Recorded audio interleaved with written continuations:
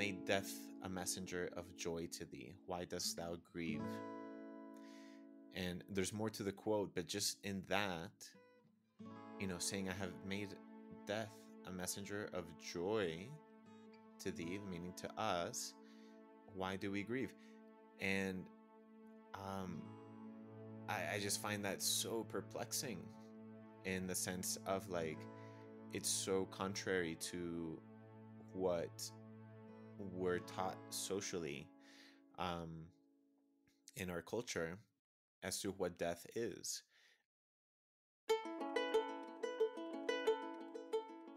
Hello, and welcome to Grief, Gratitude, and the Gray in Between podcast. This podcast is about exploring the grief that occurs at different times in our lives, in which we have had major changes and transitions that literally shake us to the core and make us experience grief. I created this podcast for people to feel a little less hopeless and alone in their own grief process as they hear the stories of others who have had similar journeys.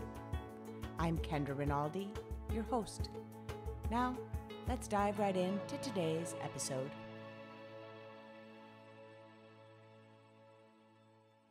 All right. Well, today I've got my little brother on the line, hermanillo.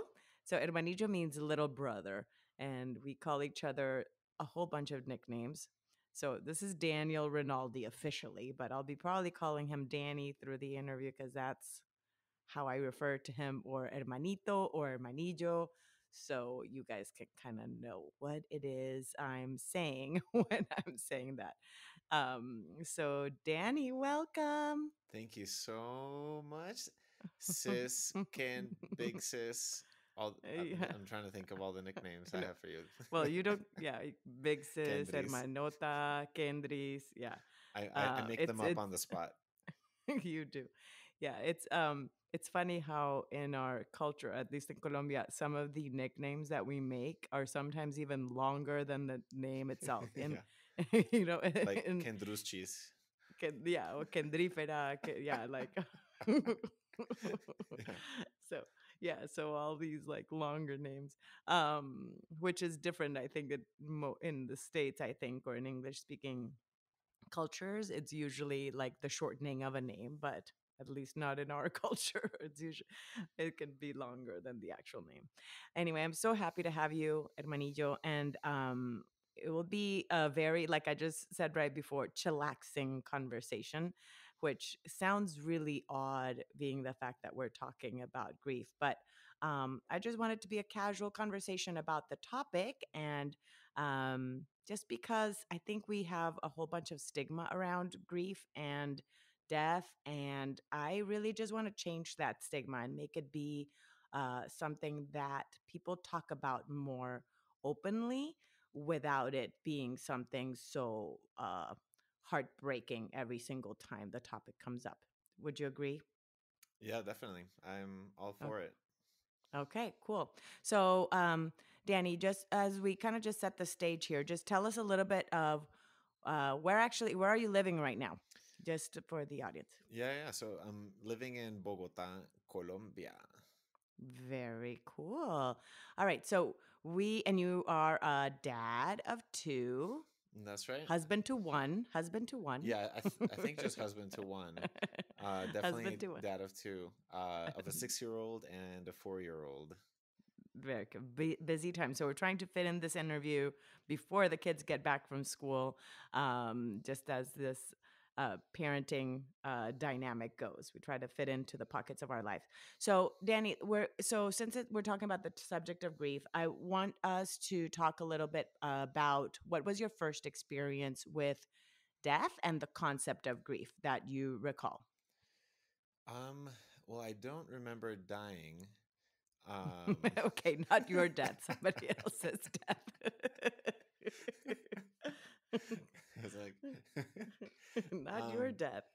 let's see. Definitely, I think my first big memory would be my sister's passing. My sister How Zorana. old were you? How old were you I when was our 7. sister died? She passed in '96. Hmm. My sister, your sister, our sister. Our sister. Um, and uh, yeah, I mean, I remember that night so vividly. We were at that point we were living in Cali, Colombia. I was 7 years old, as I mentioned, and that night we went to go see Matilda in theaters, and we came back to see that there were a few missed calls. And you, Kendra, were calling because at that point you were living in California, right? I was, Yeah. yeah. And our sister was in Seattle at that moment. So just to Yeah. kind of set the stage a little bit about that, if you want to share. Sure, yeah, Um, definitely. Yeah, basically, mhm. so our sister Zorana was living in Seattle because she was doing what in our faith is called like a period of service, basically that taking time off of studies and work to dedicate to service. And the particular way she chose to serve was through dance. And so she was serving in a dance company based out of Seattle, but they would travel around the U.S. Touring, and the dances were all with like spiritual and Yeah, social universal, like issues. so Yeah, yeah, universal social issues. themes like um, you know like unity and diversity and equality of men and women, and um, against like drugs and alcohol, etc. And let's see, Kendra, you were in California. You were studying, I believe, and um, when we got the when we came back from watching Matilda, we got home and you called again. And if I remember correctly, Yeah, you basically, can share your part. Yeah, because it's interesting because it will be very interesting to see yeah, because what the you have a memory different of a memory. 7-year-old. Yeah, Absolutely, because at that time I was 21. So right. that just that's why it's so interesting because one of the things that is very unique to a grief experience is that it's unique to each individual. Like even if we both experience the loss of a sister, the passing of a sister, and then our sister Catherine, who I'll also interview. Um, is just interesting to see the perspective. So in this case, like your perspective and your memory of a 7-year-old in this process. Yeah, So go ahead and share your point of view. sure. So you called, and I think the first call that my dad answered from you, um, you were saying that our sister was in a car accident, and that was the news so far, and that it was a bad car accident. Um, but I think it wasn't until the second call that you said that she had passed. Is that correct? So I had been trying to reach you guys. I had called and called, and there was no answering machine back then at the Uh house. huh. And so I'd been dialing and dialing because the accident had already occurred. And since I was the one in the States, they had, called me and I had been trying to call you guys. And it was very frustrating on my end. I just remember feeling so helpless and just trying to reach you guys. And when I finally got through that you guys already answered, I had already found out the news that she had passed. But by the time you guys answered the phone, you already knew because when my dad, so even though I thought I was calling dad initially was to tell him about the accident, by the time you guys arrived, Mm, she had already passed away. got it. Because it was only like about 2 hours or so after the accident that our sister died, and it was a car accident, just for the listeners to know. But so, And also, so just yeah, to so clarify, sometimes people think like, oh, somebody was driving recklessly or something, but no. I mean, there was black ice on the road, and the car skid and hit an electric pole, like right where she was sitting we're in the sitting right. She passenger was a seat. passenger. Yeah, Yeah, she was the only one that passed away. The others had some minor injuries, right. but yeah. So by the time you guys, so when I called you guys, and Dad answered, I could hear Catherine crying, our sister Catherine crying in the background. Mm, And so at that moment, my dad's like, yeah, we already know. So what happened was that in that whole process of me trying to get a hold of you guys got a call from the Safras, which are the parents of another girl that was in the dance group with our sister. And they got my parents on the phone. Um, but they already knew that Zorana had passed away. So when they called and said, our condolences mm, without, yeah, without dad See, or like that, I mom. didn't even know. Yeah. Oh, yeah. So Yeah, when they called, they said our condolences. So imagine without they're knowing here. the You guys have news. just Yeah, arrived. Correct. They had not even known the news that they didn't even know the news that Zorana had been in a car accident. So it's kind of like you guys are arriving home from this movie. They ring the, of course, I had been trying to call but didn't reach you. They ring in, dad or mom answers the phone. And it'd be interesting to hear, of course, how dad remembers this. But um and they say our condolences, and that's how they found out the news. So then when I called, they already knew. mm, So wow. yeah. So then but so if you want to say, do you remember when you then, when they said it, how did you, when, so Yeah, when dad, was it dad or mom, or did you, what, how was it that you recall that moment of our parents finding out the news? And again, that right, when they found out the news was through this way that I'm telling you right now, that it was like an by accident. right. And what, yeah, Yeah, what was I that remember that for you? moment because, well, not so much like the words and like those specifics, but um, more of the visuals and the emotions. Mm-hmm. And I remember, it was at night, and it was pretty late. And I remember there were just like a few lamps on, like we didn't have like the lights, so to speak. It was pretty dim lighting. And I remember my sister, like I remember I didn't know how to react, mm, to the news. I was sort of, I guess, numb to Yeah. it. And Because it's something unfamiliar too. It's not exactly, something you've ever heard before. You had never heard, because our grandmother had not no, nobody in our family right. at that point had ever passed away. Well, I mean, we can't Yeah, say nobody at in our but that, family, but no, no, no. I in mean, terms of I like, mean in term, yeah, yeah, in that, while you were living, while right, in your 7 years of childhood, that was the correct, first time you were experiencing. Yes. yeah, Okay. exactly. And I remember my sister Catherine. She um, she just started crying, and she threw herself on the sofa face down and crying. And my, like, instinct was to copy her. I was like, I'm just gonna do the Mm, same thing. So I threw myself down on the sofa wow. face down and just started crying.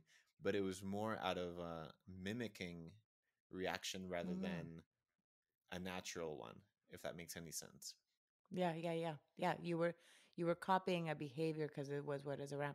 Which actually, that actually gets to what I was gonna just even say now, because it's interesting, because I have a feeling that a lot of times how we learn how to react through grief, through to the death of somebody or something like that, comes from exactly what you just said. Either Hmm. seeing what's expected around people, cry, people do this. So it's more like of that copied behavior that we do, or we've seen it in the movies, or we've seen it, or whatever it is, that as children, how else would we know how to react? So it's Right. interesting that you actually do recall just copying her, because you actually didn't really know what to do. So just copied her physical behavior. Wow. Then at what point did it actually like click for you? Because you guys came to the States. Um, so she passed away December 17th. This is 1996. This is the year that December 17th, 1996. You guys arrived in the States December 19th, because the funeral was the 20th. So do you remember anything of those 2 days before you guys traveled to the States for the funeral? And yeah, do you have any memories of those two Hmm. days prior to coming to the actual funeral? I don't. Okay, It's sort of a blur. it's a blur. Yeah. How about when we came for the funeral? Do you remember coming to the funeral? Do you remember anything of that? Of how you felt. So, A lot of times it may not even be like how what the even the little instances itself. And a lot of it too, we have to have in mind that we've shared, of course, through the years, because it's been so many years, right. that some of these things that you may remember may be more of remember what we've told you, right? So Exactly. um Yeah. right? So it would be Or kind of through so, but pictures or or videos, like through yeah. exactly. So Hmm. then you kind of create those You memories create based on memories, yeah. that. But yeah. So do you remember anything in particular? um so I don't know if I remember the actual funeral, because I've been to the gravesite several Since times. then? Right, Mm-hmm. exactly. That I think my memory of the gravesite, it's all woven into one memory, Mm, if that makes okay. any difference, because it's Yeah. also been many years since Many years. I go to the gravesite. So it's not like I have a recent memory of the gravesite. So for me, it's all kind of lumped into one memory. Okay. So do you so it was that day was kind of actually lightly snowing. We actually were underneath a Mm, tent. They had to put like a tent and stuff for the so where we were standing for the funeral, and actually where she was where we had the funeral was not actually where the burial happened afterwards. So okay. itself.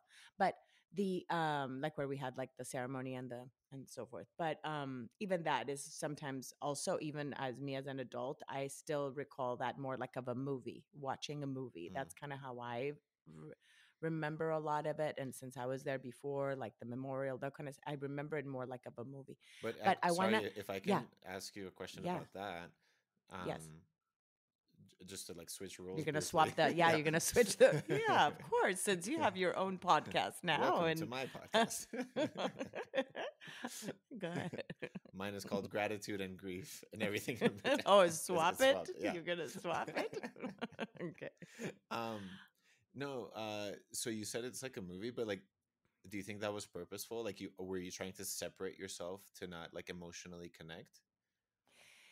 It's really weird because how I remember my first memory of it was actually when I arrived, and all the emotions there, and I see myself, and I remember how I'm gonna say this like in quotes. It would be like strong I was, and I'm saying it because I was the first member of the family to arrive. Mm. So I felt this really sense of responsibility to be a certain way, since I was the first person they were seeing, and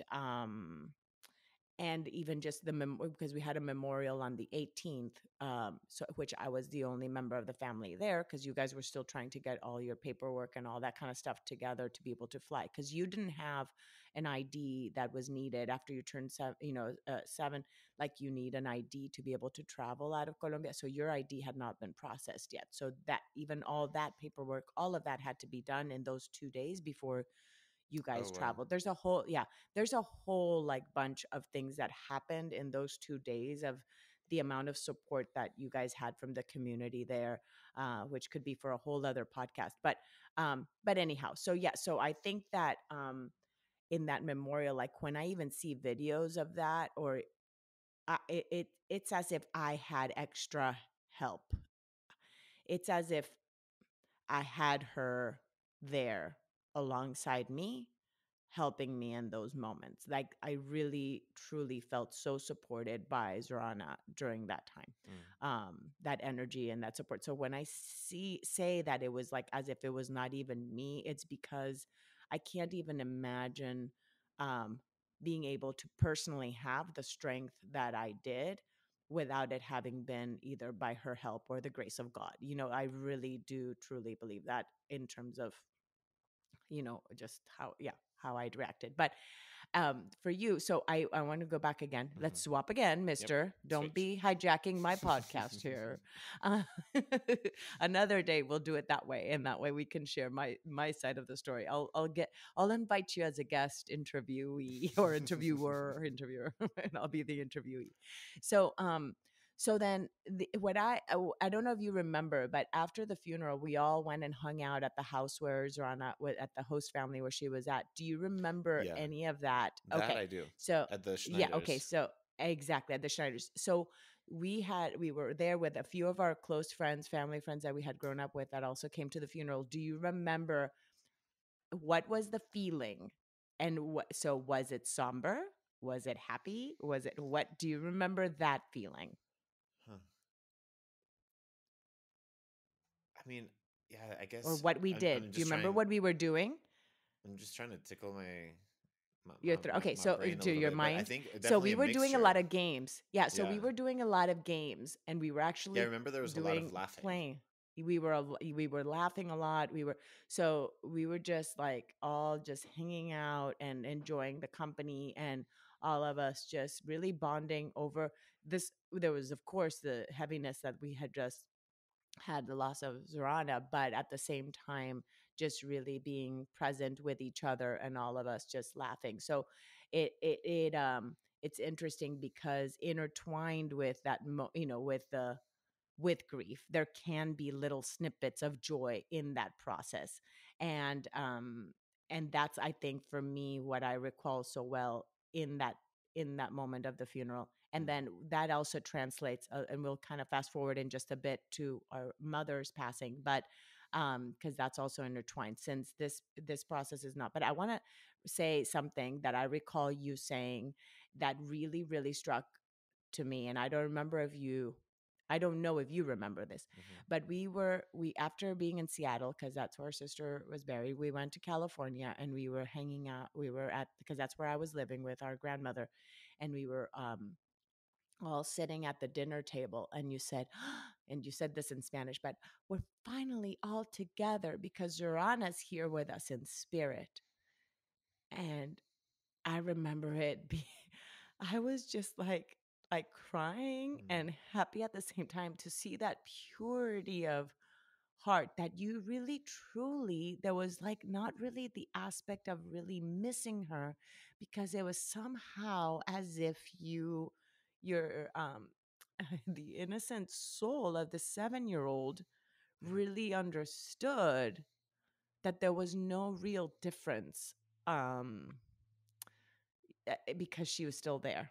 yeah. And that just that just really really yeah, was very meaningful to me. And so I don't know if you remember Well, that. I mean, yeah, I definitely don't remember saying it, but I know you've told the story, and I think my dad's told the Hmm. story as well.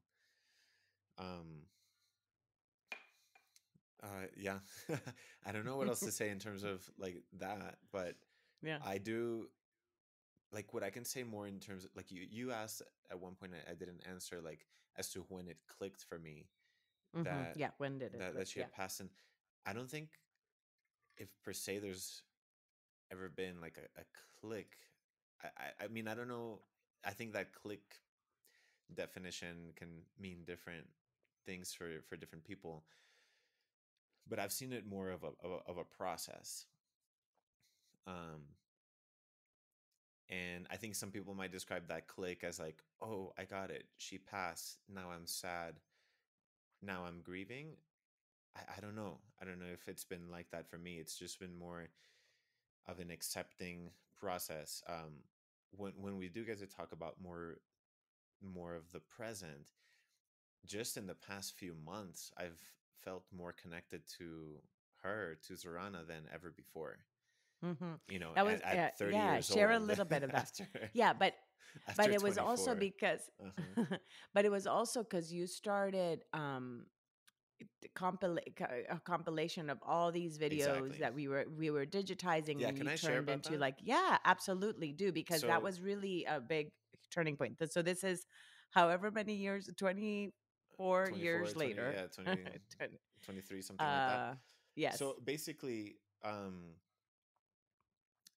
just my dad finally, he had this huge box of like VHS tapes and beta tapes and high eight camera tapes, and he went to digitize all of it and got it back in a bunch of files. And since I'm involved with media and stuff like that, I offered to help him like organize the files. um, and so I start like dividing by categories and like by family and just different types of categories. And so I'm just like looking through all this footage. I mean, we're talking about like hours and hours. I mean, nearly 100 hours of footage. I'm not looking at it, from beginning to end, but just like skimming. And I'm seeing Mhm. all these things of my sister that I had never seen before. Um, and so I think that's one big reason in the past few months I felt so connected, because my memories of her are very limited. Even though I had 7 years of life of my life with her, obviously they were my first years, so therefore the memory in those first years is very volatile, um, and or is very weak. And so I feel so blessed to have been able to like work on these videos. And for her anniversary in December, just in 2019, I was able to make just like a short like compilation of like putting together different snippets in chronological order from when she was a baby to, just, you know, basically like days before her passing away. Um, and I just connected. I remember I I I really don't recall, aside from that first night when I threw myself on the sofa to cry, copying my sister Catherine. Mm-hmm. I don't think I ever really recall like crying for her. And again, crying is like a physical manifestation of emotions, but it doesn't always mean that if you don't cry, you're not sad or anything like that. But Mm-hmm. it does symbolize something, and it's different for everybody. But like when I was editing this video, I was just like nonstop crying. I was just like bawling. Like Mm. I guess after like 24 years of tears being kept back. I don't know. It was partly too because you actually got to meet her, quote unquote. Like Yeah, you got to get to know her now as an adult, getting to know your sister through these videos, even though you've heard stories and so forth about her, to get to see her and seeing the way she was with you in all the videos, by the that's way, a to good the point. our listeners. She Yeah, do you want to share like what it was, Yeah, how she basically, was? Yeah. like most of the footage of her was holding me as a baby. Yeah. um, All the time. yeah, she was just like It's holding me so moving. and just being so like cute with Motherly. me. Motherly. Uh-huh. Yeah, exactly. And that really got to me, and it's like, that's my sister. Mm. Yeah. Yeah, It's interesting because you see, this is 20 something years old later, and that you're still being able to kind of have a cathartic moment about of that release that right. you had never really fully had, except as you said, when you were mimicking that, Catherine crying, copying her. And a lot of times, this is something that now that I do facilitate, grief groups and things like that, that sometimes people that have just started a grieving process just feel as if there's going to be some end to it. Right. But I know that personally, I don't feel grief really ends. It just changes through time. And it just, because we also change through time, right? So it Yeah. starts kind of changing with you. And the fact that 24 years later, you are able to sob that way and have that release and that connection and that bond. That is one of those ways of seeing that. Now, Danny, I want to just transition, and thank you for sharing that, because Sure. that was such a special moment.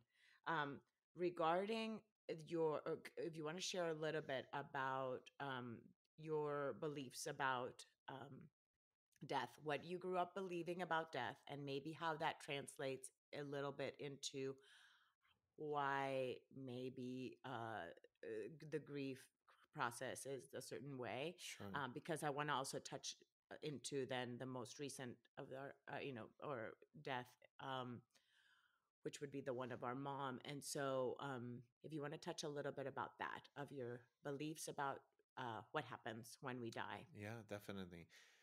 So yeah, definitely my beliefs are very much guided by the Baha'i teachings.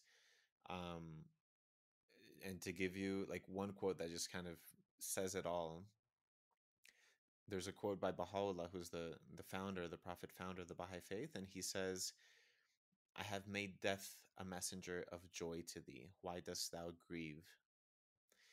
And there's more to the quote, but just in that, saying I have made death a messenger of joy to thee, meaning Mm-hmm. to us, why do we grieve? And um, I just find that so perplexing in the sense of like it's so contrary to what we're taught socially um, in our culture as to what death is. Um, Now, it doesn't mean that like I think I mean there's definitely more quotes we can pull up to have a bigger picture, and I don't Mm-hmm. think that's the point of right now of this discussion, but um because basically, from what I understand, it's like it's natural for us to be sad because we miss the person, right? Mm-hmm.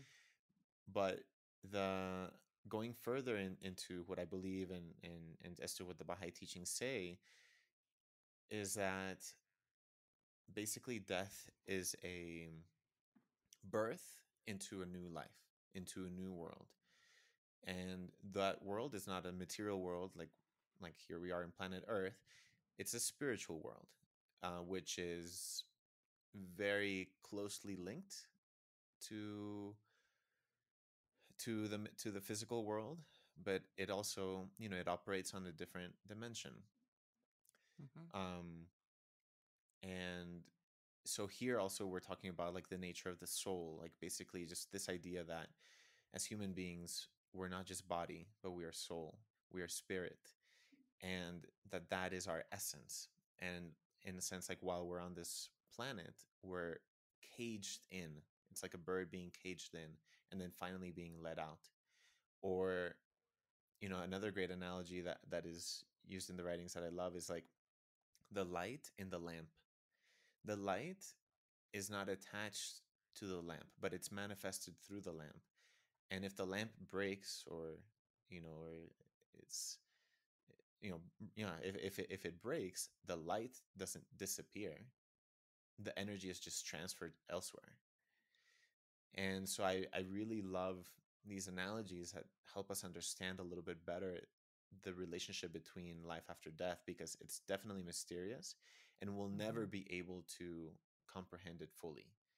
um Do you think that, because this is one of the things I feel is that a lot of times when we grieve, then and of course this in this series of podcasts I'll be interviewing people with very different beliefs, and that's totally fine, and I want to understand is how their own beliefs about death or about grieving have allowed them to have some kind of solace and comfort.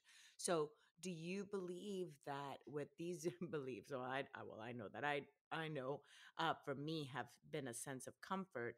And as I said, when you were 7 years old, you saying Zorana's here with us in spirit, the fact that it was so part of already what you truly actually believed as the 7-year old experiencing grief for the, death for the first time, um, that played a huge part in how you processed your grief. oh, I mean, definitely. And I think Absolutely. also, um even though I can't speak for my 7-year-old self and exactly what my beliefs were Hmm. at that point, or how I thought about my beliefs, um a big part I think had to do with my mom, and how she was able to respond to the situation, because she was so strong. um in After my sister's passing, that she was like she was totally accepting of the situation. Not that she Hmm. wasn't sad at any moment, um, but in retrospect, I think it was her example that helped me like materialize or see yeah, like materialize the belief structure that we had.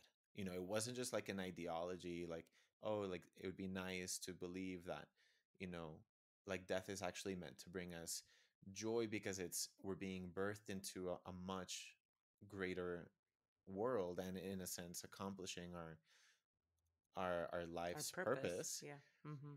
and in getting closer to God, our creator.